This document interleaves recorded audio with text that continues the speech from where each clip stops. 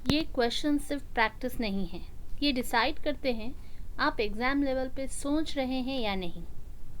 Hello learners, welcome back to Venus Educators. This is Salima Tahseen, your educator here. So without further delay let's begin the video. आज के session में हम again CDP के 20 questions and English के 20 questions करने वाले हैं। सो वीडियो को एंड तक ज़रूर देखिए, लाइक कीजिए, सेशन अगर पसंद आता हो सब्सक्राइब कीजिए, फ्रेंड्स के साथ शेयर कीजिए और कंप्लीट वीडियो देखें ताकि इसका फुल बेनिफिट उठा सकें। तो चलिए, first question. A teacher gradually reduces support while helping a student solve complex problems so that the learner becomes independent. This teaching approach best reflects. देखिए, टीचर अपनी सपोर्ट को ग्रेजुअली यानी आहिस्ता से हटा रही हैं। कब? जब बच्चे को हेल्प कर रही होती है कॉम्प्लेक्स प्रॉब्लम को सॉल्व करने। तो ये कौन सा अप्रोच है टीचिंग का? कंडीशनिंग है, डिस्कवरी लर्निंग है, स्कैफोल्डिंग है या फिर इनसाइट लर्निंग है? सो गेस कीजिए answer. Yes, you are absolutely right, it is C, scaffolding. यानी ये एक टेम्पररी सपोर्ट है जो ग्रेजुअली हटा दिया जाता है जब बच्चा इंडिपेंडेंटली खुद से कुछ कर पाता, राइट? चलिए, second question. A child follows classroom rules mainly to gain approval from teachers and parents. According to Kohlberg, this child is in which stage of moral development? देखिए, बच्चा क्या कर रहा है? क्लासरूम रूल्स को फॉलो कर रहा है और उसका मकसद क्या है रूल्स फॉलो करने में? वो टीचर और पेरेंट्स से अपना अप्रूवल चाहता है, अप्रिसिएशन चाहता है, तारीफ चाहता है। तो कॉलबर्ग का कौन से स्टेज की बात की जा रही है? प्री कन्वेंशनल है, कन्वेंशनल है, पोस्ट कन्वेंशनल है या ऑटोनमस है? तो yes, again the answer is option B, it is conventional stage. यहाँ रूल क्यों फॉलो किए जाते हैं? अप्रूवल के लिए और to maintain social order. Okay, चलिए, नेक्स्ट क्वेश्चन है। A teacher designs learning task where students actively construct knowledge based on prior experience rather than receiving direct instruction. This approach based on, simple है, आपके question में ही आपका answer है, students actively constructing the knowledge. So obviously जब construct की बात की जा रही होती है तो it is constructivism. Option B is the correct answer. वो अपने पुराने एक्सपीरियंसेस को लेकर नई नॉलेज बनाते, जैसे स्कीमा है, स्कीमा से आप एसिमिलेट करेंगे फिर अकोमोडेट करेंगे, right? Fourth question. A learner who is highly aware of her own emotions, goals and limitation shows in strength in which type of intelligence? जब आप अपने बारे में जान रहे होते हैं तो obviously it is intrapersonal. Next है आपका, during a lesson a teacher observe students responses and modifies instruction immediately to address learning gaps. This assessment is an example of. तो during, मैंने आपको पहले भी बताया है, जब कभी भी आपको ये वर्ड दिखाई देता है इसको कीवर्ड कंसीडर कीजिए फॉर्मेटिव असेसमेंट के लिए। सो आपका करेक्ट ऑप्शन है फॉर्मेटिव असेसमेंट, ऑप्शन सी।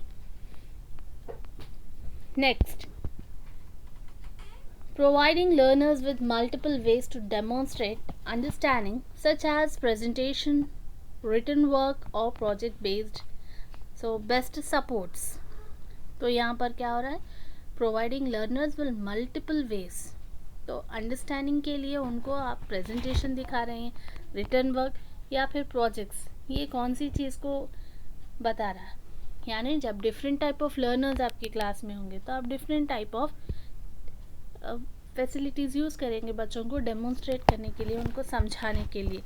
तो बेसिकली आप इसको बोलेंगे इंक्लूसिव एजुकेशन, क्योंकि इंक्लूसिव एजुकेशन में आपके कई टाइप ऑफ लर्नर होंगे मैंने आपको पहले भी बताया था, इंक्लूसिव एजुकेशन का कीवर्ड ले सकते हैं multiple. Okay, next 7th question. A child believes that water quantity changes when poured into a different shaped container. This indicates lack of understanding of. अब बताइए ये क्या है? अकॉर्डिंग टू पियाजे ये कौन सी चीज़ है? जब दो अलग अलग कंटेनर जो कि डिफरेंट शेप में हैं उनमें अगर पानी को भर दिया जाता है और बच्चे को उसमें क्या डिफरेंस है वो समझ नहीं पाता है बच्चा, तो ये कौन सी अंडरस्टैंडिंग की कमी की वजह से होता है? रिवर्सिबिलिटी है, क्लासिफिकेशन है, कंजर्वेशन है, ईगोसेंट्रिसिज्म है. So very good, the option C is the correct one. It is conservation. Next question है, according to Vygotsky language development is most strongly influenced by. Okay, तो वाइगोत्स्की के मुताबिक language development में सबसे strongly influence चीज़ क्या होगी आपकी? Social interaction होगा.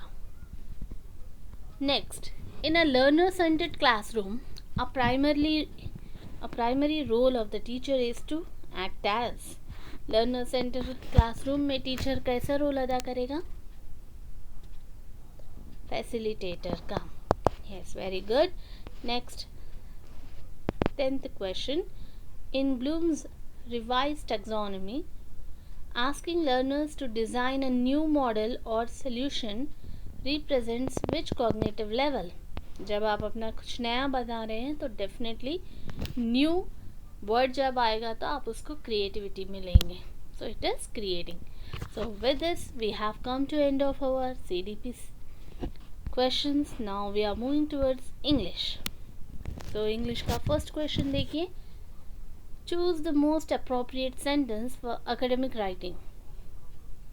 Kids learn faster when teacher supports them. Children learn faster in supportive classroom. Children learn faster in support classroom. Kids are learning faster in support. So यहाँ पर आपको देखना है कि कौन सा वाला आपको academic writing में appropriate लग रहा है. तो आपका option B will be correct. Children learns faster in support classroom. Okay, supportive classroom. Right. 12th one. Identify the correct passive form of this sentence. They will announce the results tomorrow. So पहले आप लेंगे the last word that is results, फिर आप देखेंगे कि कौन सा will था, तो आप यहाँ पर देखेंगे कि कौन सा आपका सूटेबल हेल्पिंग वर्ब होगा. सो क्वेश्चन में आपको विल है तो आप रिजल्ट्स के पास विल बी लिखेंगे क्योंकि आपको V3 चाहिए. आप V3 लगाएंगे, फिर लास्ट वर्ड जो है टुमारो ऐड कर देंगे. Okay, so the results will be announced tomorrow. Okay, so option B is the correct answer. Next 13th question. Identify the type of clause in the sentence. Students who completed the task early were rewarded. जब कभी भी आप किसी noun के बारे में information दे रही हैं तो डेफिनेटली आप एडजेक्टिव बोलेंगी. तो option C is the correct answer. B is the correct answer. अब adjective clause. Choose the correct indirect form. She said, I have finished my work. So she said तो वैसे ही रहेगा. कॉमा हटाएंगे, that लगाएंगे. I becomes she क्योंकि she ने कहा ना, तो she. then have को क्या बन जाएगा? had बन जाएगा. Okay, she had finished her work. So option B will be the correct answer. She said that she had finished her work. Next 15th question.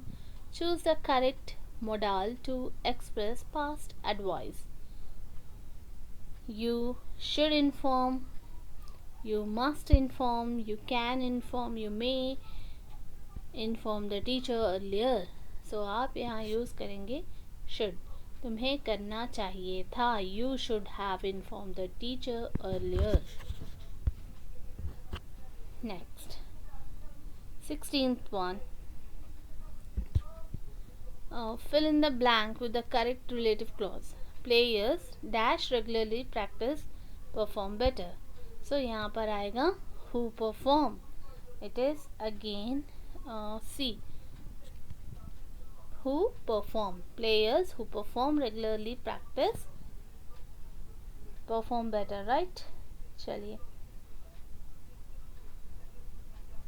Next आपका आएगा 17th question. Choose the correct sentence. Hardly he had reached the hall when the exam started. Hardly had he reached the hall when the exam started. So इस तरीके से आप पढ़ेंगे another two options. तो आपका option B will be the correct answer. Hardly had he reached the hall when the exam started. Next आएगा आपका identify the figures of speech. Knowledge is light. So knowledge को आप यहाँ पर light से consider कर रहे हैं. तो आपका option B will be the correct answer. It is metaphor. Choose the correctly punctuated sentence. She said practise daily. तो यहाँ पर प्रैक्टिस डेली इन्वर्टेड कॉमर्स में आएगा, फिर फुल स्टॉप लगेगा, बट सेट के बाद आपको कॉमा आएगा. तो option B will be the correct answer. Last question of the day is identify the tense used by next year she will have completed her training. Okay, यहाँ पर क्या है आपका टेंस यूज, कौन सा टेंस यूज हुआ है बताइए. She will have. So will है तो फ्यूचर होगा, हैव होगा तो परफेक्ट होगा. सो option C is the correct answer, future perfect. Thank you for watching this video. If you like this session, it would be great support to me. अगर आपको session पसंद आया तो बिल्कुल लाइक बटन हिट किए बिना मत जाइएगा. Thank you so much for watching this again.